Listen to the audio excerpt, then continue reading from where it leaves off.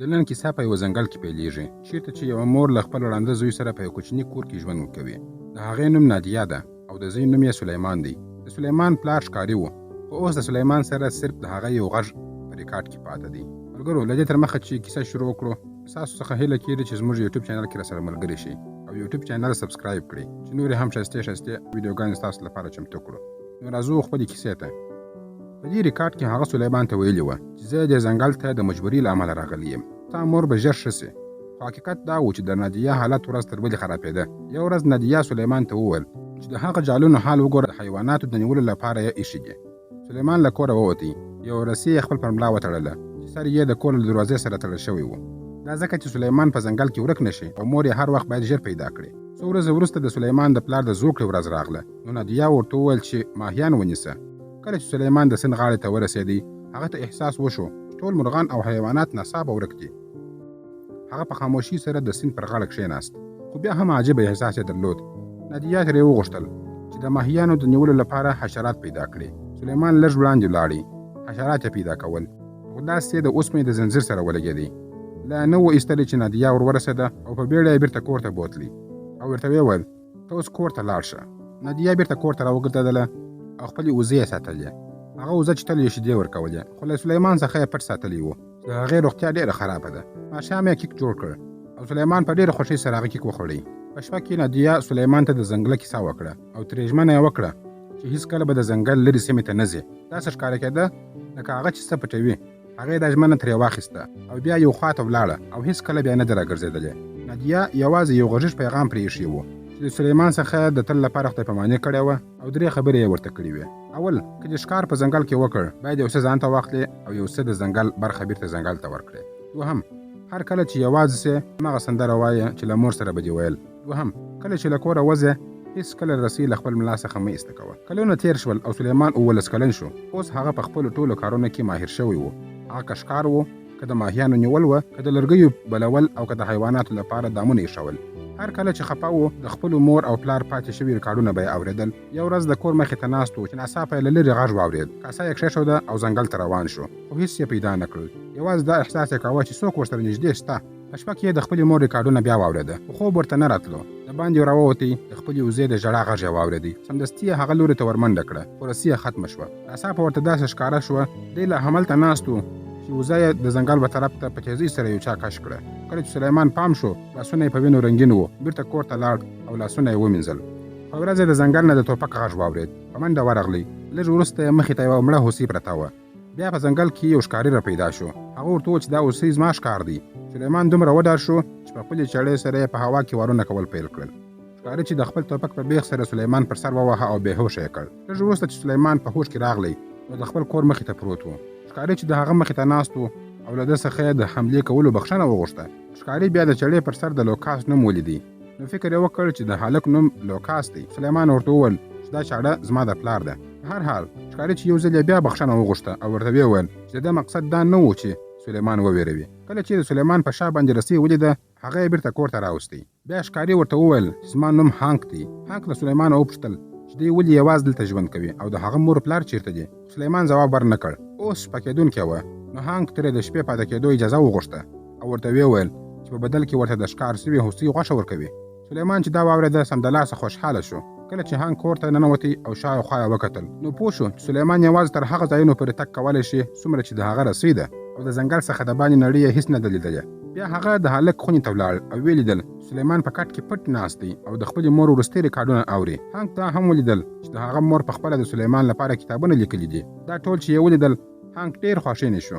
هغه په مینه سلیمان ته ډوډۍ ورکړه. بیا یې ورته وویل چې غواړي هغه له دې ځای څخه وباسي او ښکار ته یې بوځي تر څو ښه ژوند وکړي. خو کله چې سلیمان انکار وکړ، هانک پوه شو چې هغه له خپل کور سره ډېره مینه لري. هغه د کور انځورونه وکتل او ورته ویې ویل سلیمان د خپلې مور سره ډېر ورته واري لري. وروسته له ډوډۍ دواړه ویده شول. سلیمان د ویرې له امله چړه په لاس کې نیولې وه. لږ وروسته پوه شو چې هانک به ورته زیان ونه رسوي، نو آرام شو او ویده شو. خو د شپې په نیمایي کې ناڅاپه د غږ له شور څخه راویښ شول. دا د یو عجیب حیوان غږ و. نو هانک څراغ او ټوپک واخیست او د پلټنې لپاره بهر ووتی. د کور شاوخوا چوپتیا وه، نو هغه د ځنګل و طرف ته لاړی. ژر یې د یوې ونې لاندې د وینې نښې ولیدلې. نو پوه شو چې دلته کوم حیوان وژل شوی دی. پر هغې ونې هم د وینې نښې وې. هانګ ته معلومه شوه چې په د نږدې بوټي کې حتما یو څوک شته. نو یې ډز وکړ. ناڅاپه هغه عجیب حیوان په لوړ غږ چیغه کړه او فرهنګ کې د حملې کولو کوشش وکړ. خو هانګ په ډېره چټکۍ سره ځان ترې خلاص کړ او مستقیم د سلیمان کور ته لاړ. هلته یې ولیدل چې سلیمان په بل عالم کې دی. لکه ماشوم ځان یې زنګاوه او خپلې سندرې یې ویلې. هانګ ورته هر څه وویل خو سلیمان ځواب ورنه کړ. نو هانګ په چوپتیا بلې خونې ته ولاړ او هلته کښېنستی. هغه فکر وکړ چې شاید د ټوپک ډز هغه ویرونکی حیوان وویراوه او اوس به دواړه خوندي وي. بله ورځ سهار هانګ ولیدل چې سلیمان د کور تر څنګ په کوټه کې دی. د هغه حالت ډېر خراب و. نو هانګ ورته وویل چې کولی شي خپل کوټه دې ورغوې. د ترمیم ټوله شیان هلته موجود وه پرته له اوسپنیز زنځیر څخه. هلته سلیمان ته د خپل ماشومتوب ورځ ور په یاد شوه کله چې له خپلې مور سره یې ماهیان نیول. هلته یو وخت د اوسپنیز زنځیر لیدلی و. سلیمان ته لا هم هغه ځای ښه په یاد و. نو هانګ هم ورسره بوتلی. کله چې هانګ ولیدل سلیمان د لارې معلومولو لپاره له رسۍ څخه کار اخلي نو ډېر پرې حیران شو. سلیمان ورته وویل چې له ماشومتوبه د همدې رسۍ سره لوبې کوي. ژر هغوی هغه ځای ته ورسېدل چې زنځیر پروت و. هانګ زنځیر کش کړ او ولیدل چې له چا سره تړلی دی. نو د زنځیر لور ته ور روان شو او یوې کوچنۍ غار ته ورسېد. هلته یوه غچي هم ورسره وه چې دا خبره هانګ لږ حیران کړ. خو زنځیر یې پرې کړ او کور ته یې راوړ. ژر یې د کوټې په ترمیم کې ځان بوخت کړ. یو څه وخت وروسته سلیمان له هغه څخه د ښکرورې هوسۍ د غوښې غوښتنه وکړه. بیا یې هغه غوښه د هانګ نه واخیسته او د ځنګل خواته یې وغورځوله. دا کار چې هانګ ولید هېڅ یې درک نه کړ. نو سلیمان ورته وویل چې دا د مور او پلار یو جوړ شوی قانون دی. د دې قانون له مخې هر څه چې له ځنګل څخه ترلاسه کړې باید لږه برخه یې بېرته ځنګل ته ورکړې. په هر حال هانګ وویل زه باید یوه تله دام کښېږدم تر څو هغه وحشي ځناور ونیسي او سلیمان راتلونکي کې خوندي وي. بیا هانګ ته سلیمان رسۍ هم اوږده کړه تر څو دی وکولی شي نور هم د ځنګل لور ته ولاړ شي. وروسته دواړه د همغې سیمې لور ته روان شول چې هانګ پکې هغه دروند حیوان لیدلی و. کله چې دوی هغې سیمې ته ورسېدل چې د پخواني رسۍ په اوږدوالي کې سلیمان ته رارسېده ناڅاپه چا د سلیمان رسۍ له شا ونیوه او په زور سره یې شاته کش کړه. هانګ هم ورپسې منډه کړه او په پاک کې یې سلیمان ونیوه. رسۍ یې پرې کړه او هلک یې ژر پورته کړ او کور ته یې راوست. هانګ په ډاډه زړه سلیمان ته ژمنه ورکړه چې هغه به خامخا د دې پیري یا شیطان د نیولو لپاره تله کښېږدي. وروسته هانګ د سلیمان د مور ورځپاڼه پیدا کړه. نو هغه یې سلیمان ته ولوسته. کله چې سلیمان د خپلې مور لیکل شوې خبرې واورېدې د ده په مخ کې مسکا خپره شوه. خو ناڅاپه هانګ د لوستلو په منځ کې ودرېدی ځکه ښایي په دې کتاب کې کومه ویرونکې خبره وه. هغه نه غوښتل سلیمان وویروي.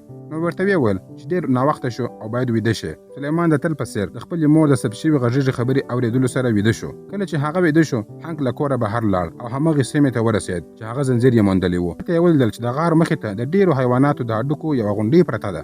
هغه پوه شو چې ښایي دا دروند حیوان دلته ژوند کوي. کله چې سلیمان سترګې پرانیستې هانګ یې ولټاوه. نو په هانګ پسې ور ووتی. په همدې وخت کې هانګ د غارو مخې ته د ټوپک سره روان و. ناڅاپه یې پر ځمکه یو کتابچه ولیده لکه هماغه ورځپاڼه چې د سلیمان په کور کې موندل شوې وه. بل لور ته سلیمان د خپلې مور شپ سوي خبرې اورېدلې چې ناڅاپه یې د ځنګل څخه د ټوپک غږ واورېد.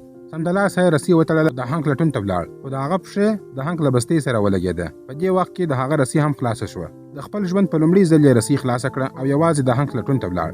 هغه د هانګ جسد ته ځان ورساوه او د ده په مړینه یې وژړل. هماغه مهال احساس یې وکړ څوک د ده مخې ته ولاړ دی. دا یو ویرونکی حیوان بل څوک نه و بلکې د سلیمان خپله مور وه. هغې په عجیبه غږ چیغه کړه او د سلیمان پر لور یې ور ټوپ کړه. خو د هغې زنځیر هم ختم شو. سلیمان د خپل ځان د آرامولو لپاره هغه د ماشوموالي سندره ویل پیل کړه. نادیه د سلیمان مور ناڅاپه په هوش کې راغله او ورسره یې سندره ویل پیل کړه. سلیمان خپله مور وپېژندله او ورو ورو د هغې لوري ته ور روان شو. خو نادیه یو ځل بیا ورباندې ټوپ کړه. خو دا ځل سلیمان په شا چاړه ورننه ایسته او هغه یې ووژله. په پای کې سلیمان د یوې ونې لاندې ناست و. د ویرې له امله یې ټوخی کاوه. ناڅاپه یې اسمان ته وکتل او د هغه سترګې د خپلې مور په څېر شوې. دا په دې معنا وه چې د ده د مور ناروغي ده ته هم انتقال شوې ده. اوس دی هم د همدې ځنګل یو وحشي او ځناور ګرځېدلی و. ښایي همدا وجه وه چې مور یې هېڅکله نه غوښتل چې دی رسۍ خلاصه کړي او د ډېر لرې تګ څخه یې منع کړې وه. که تاسې د دې کیسې په اورېدو خفه شوي یاست نو زما یوټیوب چینل ته راسئ او نورې ښایستې ویډیوګانې وګورئ. یوټیوب چینل سبسکرایب کړئ. مننه.